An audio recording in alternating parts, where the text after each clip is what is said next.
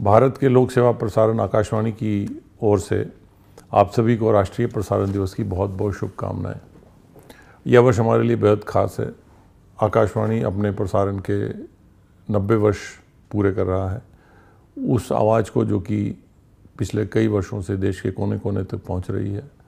अपनी स्थापना के साथ ही संस्था ने ऐसी यात्रा शुरू की है जिससे भारत की विविधता को आवाज़ दी, सामाजिक संवाद को गति दी, सीमाओं से परे जाकर एकता की आवाज़ को मजबूत किया।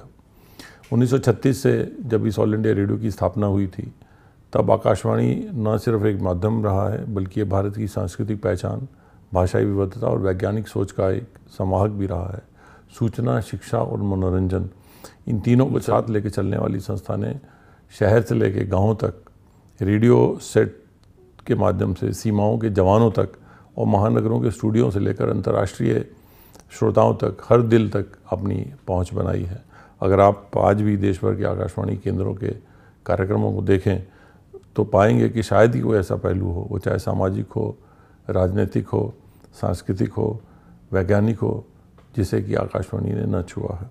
आज के डिजिटल युग में जहाँ की सूचनाओं की बाढ़ है, वहाँ रेडियो की ही एक साफ मानवीय आवाज़ है जो कि अपना संदेश दूर दूर तक, गांव-गांव तक पहुंचा रही है।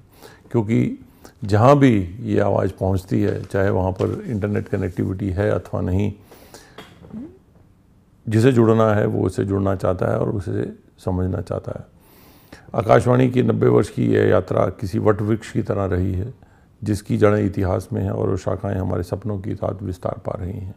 90 वर्ष की में आकाशवाणी ने जो कुछ रचा वह एक प्रसारण नहीं है बल्कि एक संस्कृति की तरह है और ये भारत की सच्ची आत्मा की अभिव्यक्ति है। क्योंकि आकाशवाणी लगभग 23 भाषाओं में 182 बोलियों में प्रसारित करता है। दुनिया में कोई भी प्रसारण का ऐसा तंत्र नहीं है जो कि इतनी विविधता के साथ अपना संदेश आम जन तक पहुंचाता है। यह वही मंच है जिसने गांधी जी से लेकर टैगोर तक को आम आदमी तक पहुंचाया। और पिछले एक दशक की बात करें तो आकाशवाणी के माध्यम से माननीय प्रधानमंत्री श्री नरेंद्र मोदी जी और नागरिकों के बीच में मन की बात के माध्यम से एक पुल का काम भी किया है। देखा जाए तो ये एक ऐसा संग्रहालय है जहां भारत की बौद्धिक और भावनात्मक विरासत सुरक्षित है।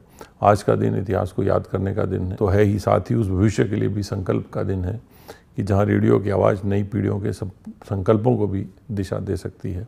आज के इस खास मौके पर मैं यही कामना करता हूं कि आकाशवाणी और हमारे देश विदेश में बसे श्रोताओं के बीच में जो रिश्ता है वो यूं ही बना रहे, फलता फूलता रहे और ये संवाद, ये जुड़ाव पूरी मानवता के लिए उपयोगी साबित हो।